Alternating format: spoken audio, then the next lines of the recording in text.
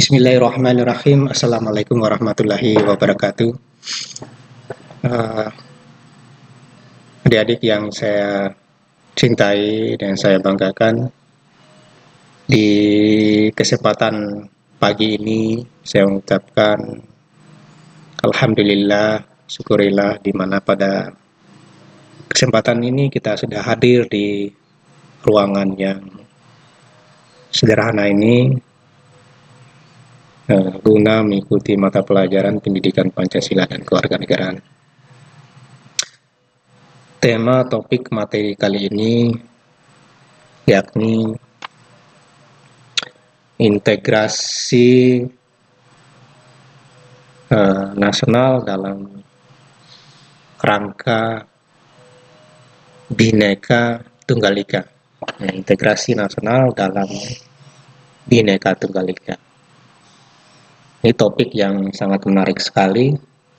Kita bahas kembali bagaimana sih kita mampu menyatukan keragaman bangsa Indonesia dengan integrasi nasional. Kita tidak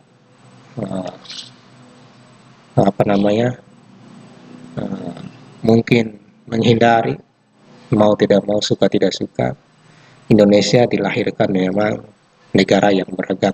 Ya. Yang keragaman itu bagaimana kita mengikat dalam satu bingkai negara kesatuan Republik Indonesia. Ibaratkan sapu lidi satu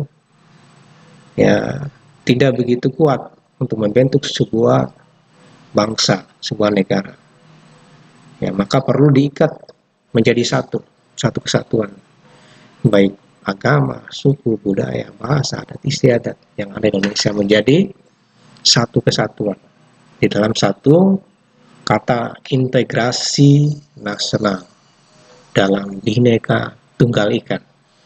Kita lihat apa sih pengertian integrasi nasional. Kita lihat poin di sini. Yang pertama, integrasi adalah penyatuan berbagai kelompok budaya dalam kesatuan pilihan nasional yang membentuk identitas nasional. Identitas nasional ini disebut sebagai kebudayaan nasional. Di kebudayaan nasional ini walaupun muncul dari berbagai daerah, punya ciri khas masing-masing wilayah, tapi terintegrasi di dalam satu kebudayaan nasional. Itu pengertian integrasi nasional secara politis. Yang kedua, proses penyesuaian di antara unsur-unsur kebudayaan yang berbeda sehingga mencapai satu keserasian fungsi dalam masyarakat. Ini pengertian integrasi secara antropologis. Penyatuan di antara unsur-unsur kebudayaan yang berbeda sehingga mencapai satu keserasian fungsi di dalam masyarakat. Terus berikutnya, menurut Nazaruddin Samsudin, integrasi nasional sebagai proses penyatuan suatu bangsa yang mencakup semua aspek. Semua aspek kehidupan, yaitu aspek sosial, politik, ekonomi, dan budaya. Integrasi juga meliputi aspek vertikal dan horizontal. Ini yang belum kita pahami, sejauh mana sih integrasi dalam bentuk vertikal dan horizontal. Saya lihat mulai dari pendapat Nazaruddin Samsudin ini, Dr. Nazaruddin Samsudin, proses penyatuan suatu bangsa mencakup semua aspek kehidupannya, yaitu aspek sosial, politik, ekonomi, dan budaya. Jadi semua aspek. Integrasi juga meliputi aspek vertikal dan horizontal.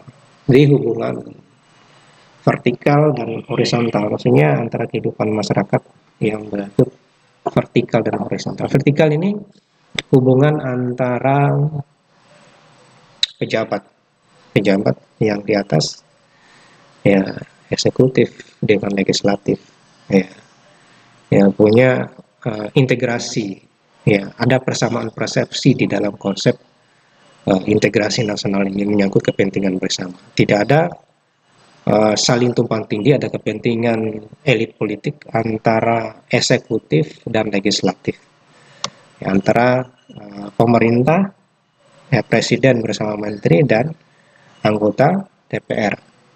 Atau yang lebih terperinci, tidak ada tumpang tindih atau kepentingan kebijakan pemerintah yang dibuat oleh eksekutif maupun legislatif dengan kepentingan masyarakat di bawah.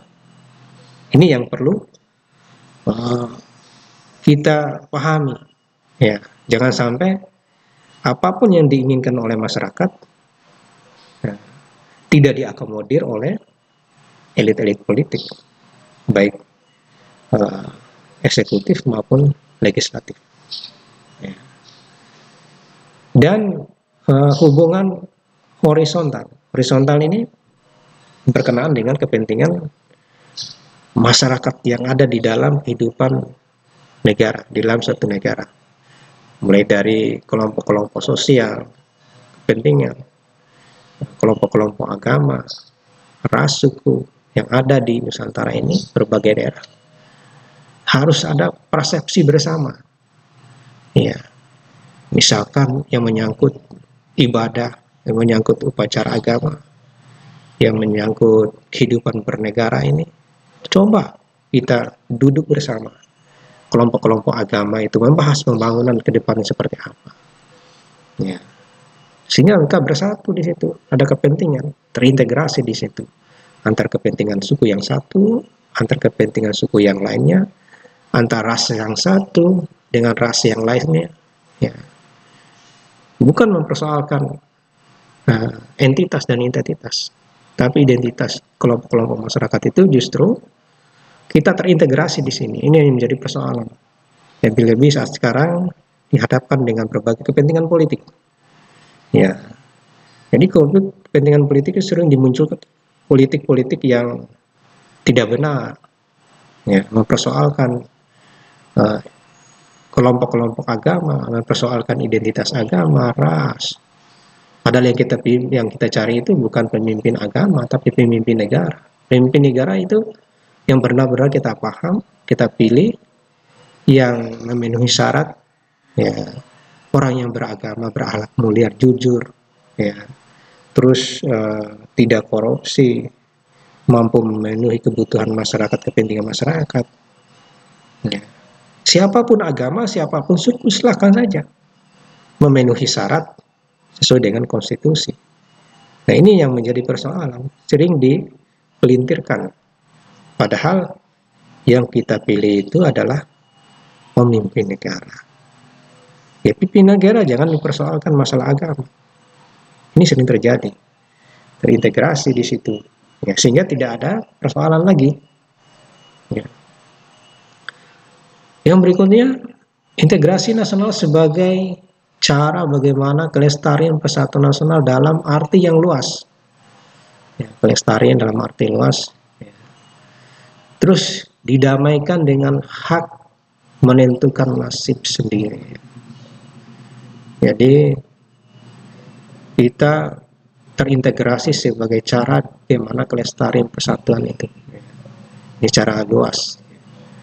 Kita harus mementingkan bagaimana persatuan nasional itu dibentuk, ya, didamaikan dengan hak menentukan nasib sendiri, ya, bukan diatur, ya, diatur oleh kekuasaan. Kata didamaikan bukan diprovokasi, didamaikan, ya, tidak dilibatkan kelompok-kelompok kepentingan untuk kepentingan tertentu, dimanfaat untuk kepentingan politik, ya. Biarkan mereka didamaikan dengan hak menentukan nasib sendiri. Akhirnya, ya, tidak ada campur tangan kelompok-kelompok politik yang tidak berdasarkan kepada kepentingan dan tujuan negara. Hak tersebut perlu dibatasi pada suatu taraf tertentu.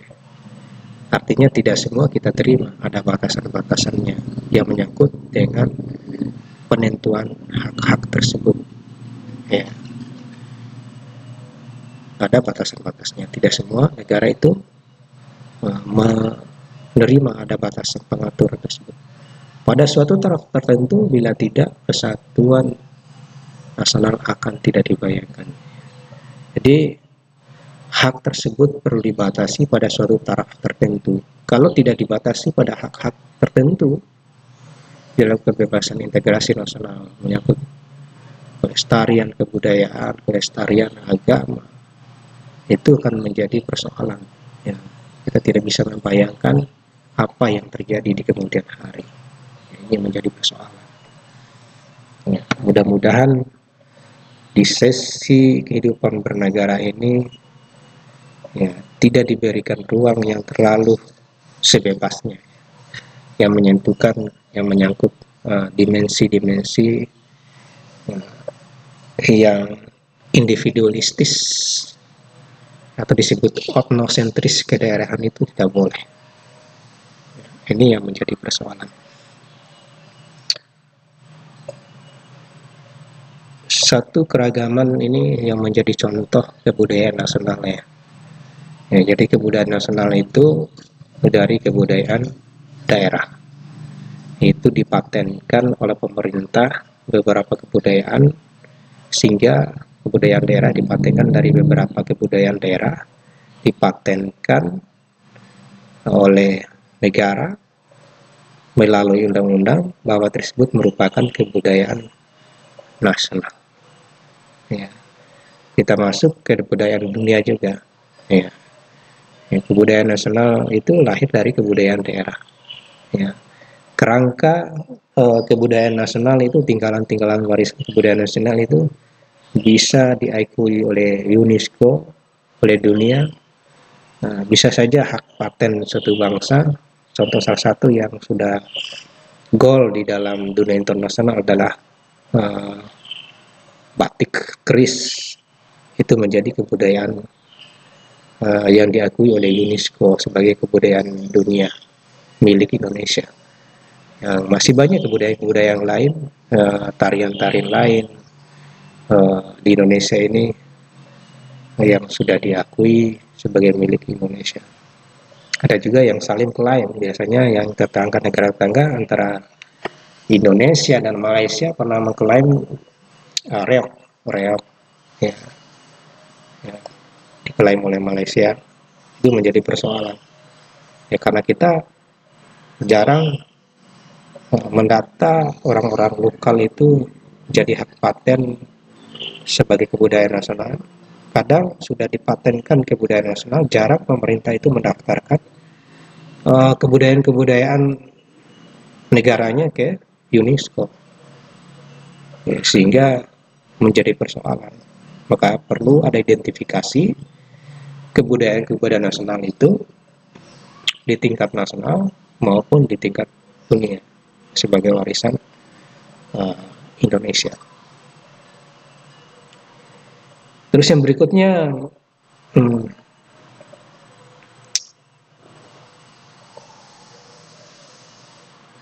faktor pembentuk integrasi nasional. Ya. Faktor pembentuk integrasi nasional ini ada beberapa poin di sini. Yang pertama, adanya rasa senasib dan seperjuangan yang diakibatkan oleh faktor sejarah. Ya, kita semua tahu bahwa kita dijajah selama 350 tahun, 3,5 abad. Itu ada beberapa generasi. Dalam 100 tahun saja ada 3-4 generasi. Mulai dari kakek, buyut, terus anak, cucu, cicit, sampai 4 generasi. 3-4 generasi. Ya, artinya dikali saja 3,5 tahun. Ya, kali 4. Ada sekitar 12 generasi. 12 lebih, ya. Ada 13 generasi. Ya. Dijajah selama 350 tahun oleh kolonialisme. Sama-sama memiliki nasib yang sama, dijajah, diintimidasi, tidak diberikan hak-hak kebebasan. Ya, hak-hak tidak dilindungi, diperlakukan tidak manusiawi. masa kolonialisme. Bayangkan 350 tahun kita saja dijajah, ya, tidak diberikan kebebasan. Ini 1 tahun 1 bulan saja merasa luar biasa tersiksa, apalagi 350 tahun, ya, perjuangan yang luar biasa mempertahankan diri. Mereka bersatu di situ mengusir penjajah sama-sama, walaupun dengan cara gerilya. Masing-masing daerah berjuang di situ karena mereka memakai politik divide et impera, di situ mengadu domba, ya, antara suku yang satu dengan suku yang lain, antara raja yang satu dengan raja lain, sehingga menimbulkan konflik internal di dalam satu wilayah tersebut karena menyangkut mereka punya kepentingan tertentu. Terus yang kedua, adanya ideologi nasional tercermin pada nilai-nilai integrasi nasional, nilai keagamaan, nilai toleransi, gotong royong, musyawarah, dan kekeluargaan. Ini ideologi yang kita pakai adalah ideologi Pancasila, ya, ideologi Pancasila. Jadi tercermin dalam nilai-nilai Pancasila itu nilai integrasi nasional seperti nilai keragaman, ya, itu ada dalam sila ketiga Persatuan Indonesia. Nilai toleransi ada pada sila kedua, ada juga pada sila ketiga. Nilai gotong royong dan musyawarah ada pada sila keempat. Bisa nilai keadilan sosial, nilai keadilan ada pada nilai sila kelima. Ya, jadi ideologi kita adalah ideologi Pancasila. Ya, ini perlu kita pahami, adanya kesamaan ideologi. Ya. Terus yang ketiga, simbol sebagai negara, simbol negara yaitu Garuda Pancasila. Simbol negara kita adalah Pancasila, Garuda Pancasila. Ya. Di dalam Garuda Pancasila itu ada lambang-lambang, ya, mulai dari bintang, tuang beringin, terus padi dan kapas, terus gambar rantai, kepala banteng. Itu termuat dalam sila-sila Pancasila. Di dalam cekraman burung Garuda terdapat tulisan Bhinneka Tunggal Ika.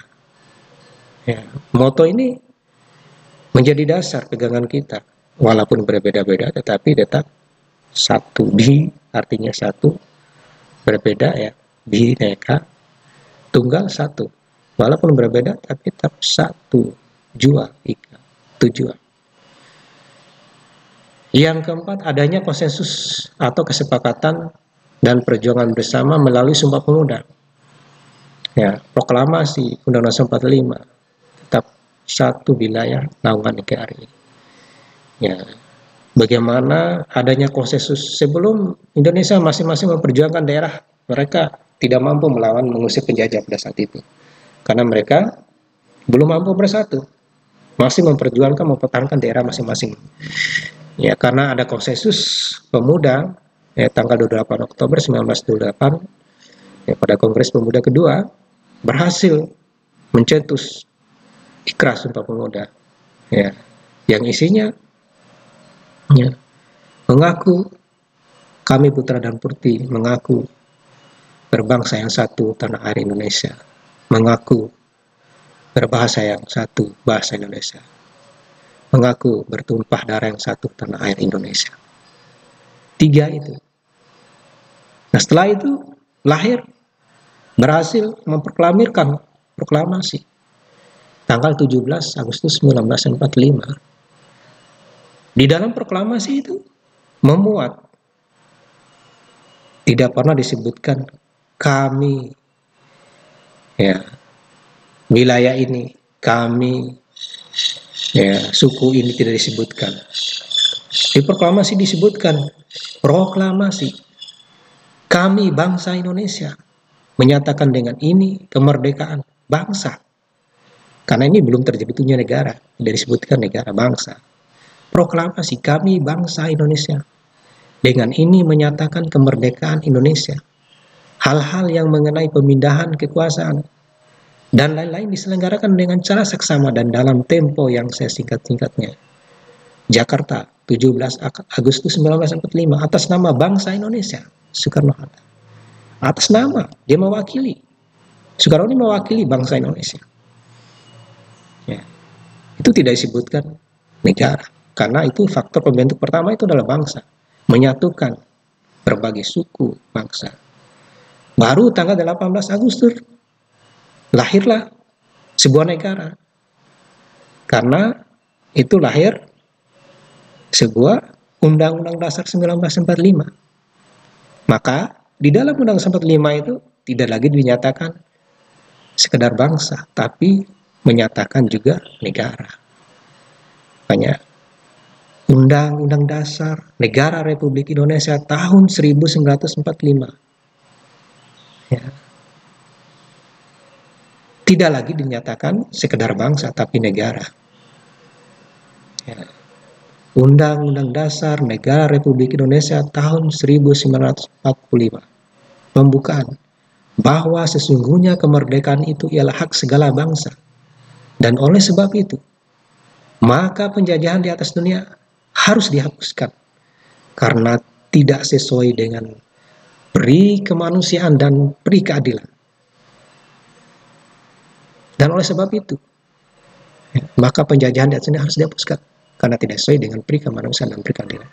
Dan perjuangan pergerakan kemerdekaan Indonesia telah sampailah kepada saat yang berbahagia dengan selamat sentosa mengantarkan rakyat Indonesia ke depan pintu gerbang kemerdekaan negara Indonesia yang merdeka, bersatu, berdaulat, adil, dan makmur atas berkat rahmat Allah yang Maha Kuasa, dan dengan didorongkan oleh keinginan nur supaya berkehidupan kebangsaan Indonesia, maka rakyat Indonesia menyatakan dengan ini kemerdekaannya.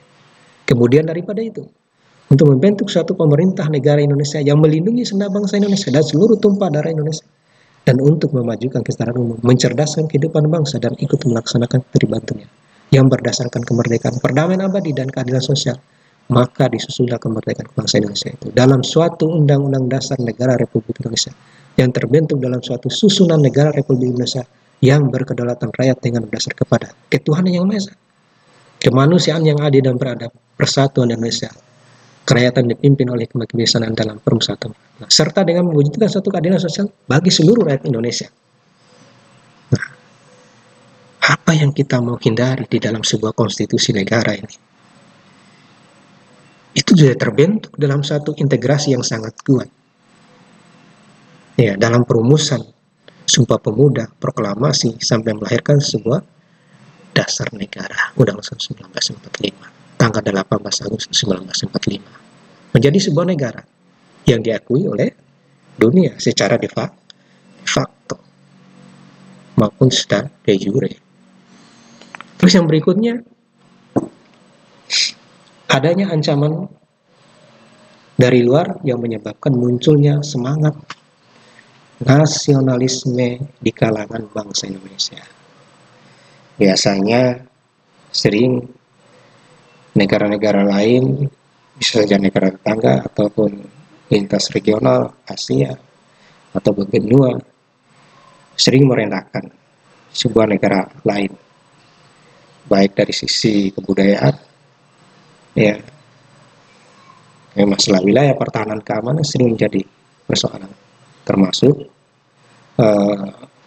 munculnya perdagangan bebas di abad ini, sehingga produk-produk dalam negeri ya, justru tidak dipakai lagi, ya, kalah dengan produk dalam negeri.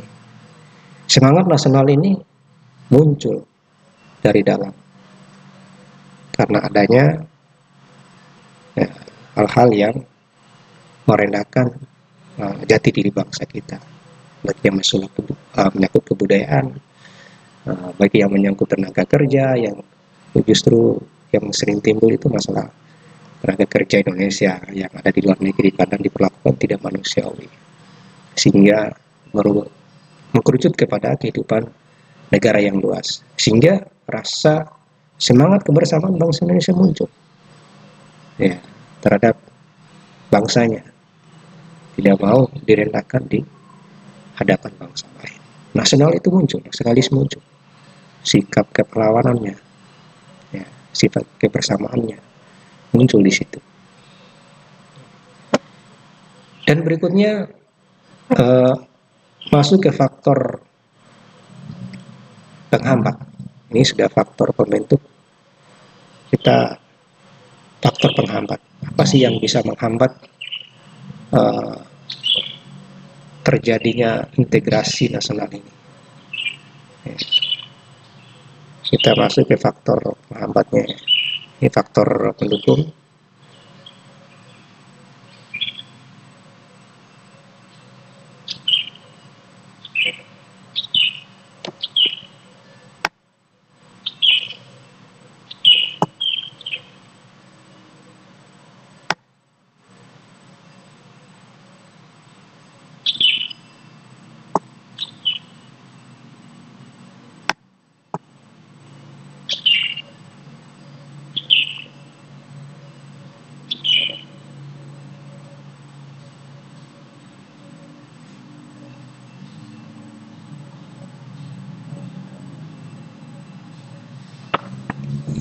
Jadi faktor penghambat integrasi nasional ini ya, kurang menghargai